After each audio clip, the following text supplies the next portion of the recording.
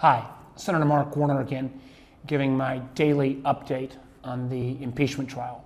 We're now at our supper break. We get a half hour to eat, and I imagine we'll go a few hours longer tonight.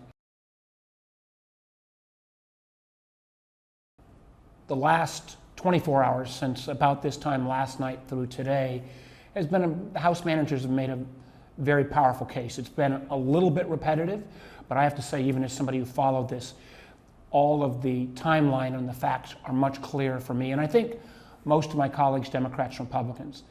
And the fact that it appears that the president both withheld a meeting for the Ukrainian president in the White House and withheld military aid to our Ukrainian allies who are in a war with Russia.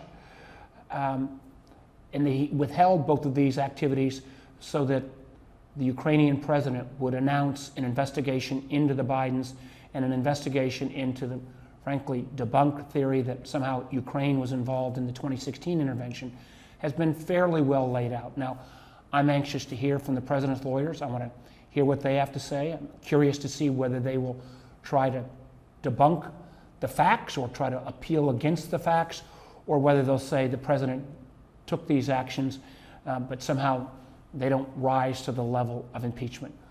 One question that keeps haunting me, though, is if the president's lawyers feel that either this isn't the way it took place or there was a different fact pattern, I just don't understand why the president's most senior aides who were in the room, his closest chief of staff, his secretary of state, other senior officials who could give us this full information or the documents that were involved in these meetings and these sessions.